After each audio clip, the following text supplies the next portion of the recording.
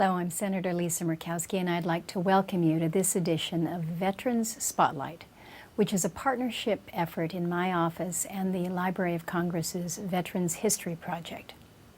This project was created by the Library of Congress back in 2000 as a way to preserve the personal accounts of American war veterans so that future generations may hear directly from veterans and better understand what has happened on our front lines. As we all know, Alaska's relationship with our veteran community is unique. We have the highest percentage of veterans in our population in the entire United States. Our veterans have served with distinction. They have served selflessly, and every single one of them has a story to tell. Veterans Spotlight is our opportunity to listen and learn. We can learn a lot about our country, our state, and ourselves from the men and women who have fought for us and the freedoms that we hold dear. We owe it to our veterans to honor them through sharing their stories, and we owe it to our nation to use their stories as lessons of patriotism, commitment, and service. If you have a parent, a sibling, friend, or a member of your community whose service to our nation should be shared with the nation, I invite you to reach out to me at spotlight@murkowski.senate.gov. Yeah, it was, I was a military police officer, and we actually, they had what they called one station unit training. So we did basic training and our advanced individual training, which was my job for the military police. We did that all together. And we were the only ones at that point in time that were doing co-ed training. So there was one platoon of females and 3 platoons of males. And so we were all in the same company. So we trained together and worked together and did everything. So it was kind of unusual at the time for that to happen. And I believe military police at that time were the only ones doing that. So it was, it was interesting because of people's preconceived notions about women, what women can and can't do, and all of those kinds of things. But really, I think working together and living together, you learn quickly that really there's not that many differences. And that's one of the things that really came out for me, is that, we could do anything anybody else could do. And women being military police at that point in time, that was the closest to combat occupation that you could get. And so we were trained in, doing all sorts of things from convoy escorts, things like that, that are more infantry related versus some of the other military occupational specialties that were more traditionally female, I guess, is the. With military police, it was more of a, in combat, your job is EPW, which is enemy prisoners of war, and that's what you do. So that and route security and things like that. So it's not being back in the rear. It's actually being up front. And that's one of the things I think there's always been kind of a misconception, that women haven't been in combat. It's like this idea that, because it's not through Congress and everything, it's not allowed, but there's always been women in those situations, just maybe not in combat roles. Their jobs weren't combat related. So we set up a POW camp near Rafah, which was, we were part of that, helping set that up, which was it was about 4 kilometers from Iraq.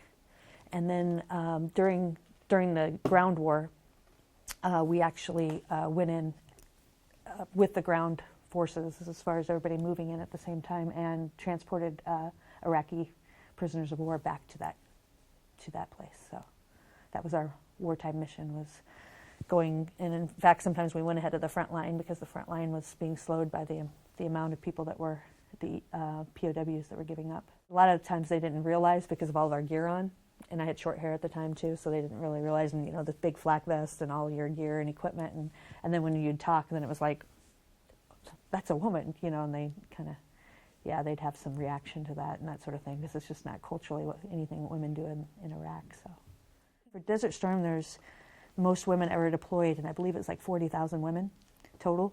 And so when you got back, people didn't think that you had been in a combat zone or combat area, because everybody's perception was, oh well, women don't serve in those areas. And so there wasn't a lot of support, and people didn't talk about it as far as coming, like the guys, oh, hey, what was that like? And all of those kinds of things. And with women, it was kind of like, well, you must not have the experience because you were a woman in the versus, you were like a secretary, or you were doing, those kinds of things, and there wasn't really people didn't talk about it, I guess.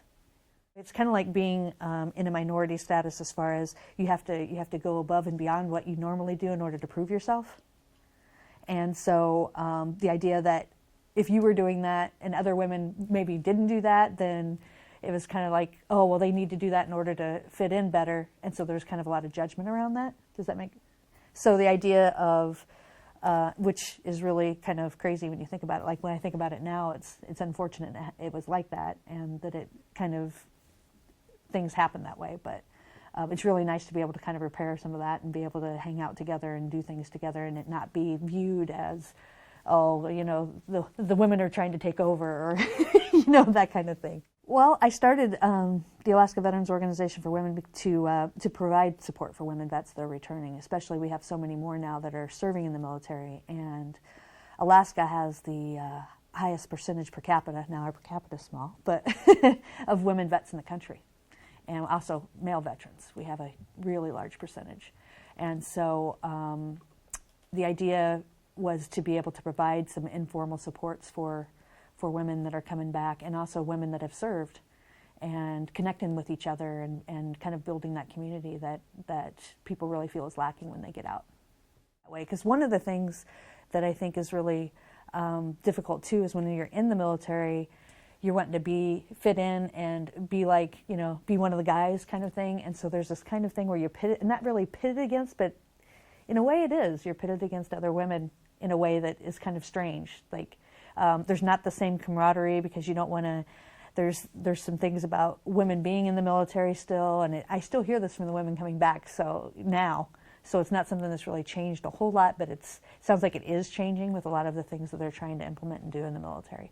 But the idea that the way women are viewed in the military and the way we view each other, and so it's complicated as far as how that goes. And so one of the things is being able to be around women vets and actually be able to share our experiences, because in the military you're kind of wanting to fit in and be like the guys, so you want to, even though your experience is different, you don't want to highlight how different it is. Women going off, there's a lot of, the women I talk with, there's a lot of guilt that I don't see with talking with men that have gone overseas. There's some, not that there's not guilt with men too, but I think it's different. It's like, oh, mothers aren't supposed to leave their kids, even though they're going to serve their country and do those kinds of things. So there's quite a bit of guilt around that. That with men, it's more acceptable for men to go off to war, or to go on deployments to serve their country and to protect their family and all of that kind of thing. So I think it's perceived differently, as culturally as things go. But I don't in actuality, I don't really think it's that different.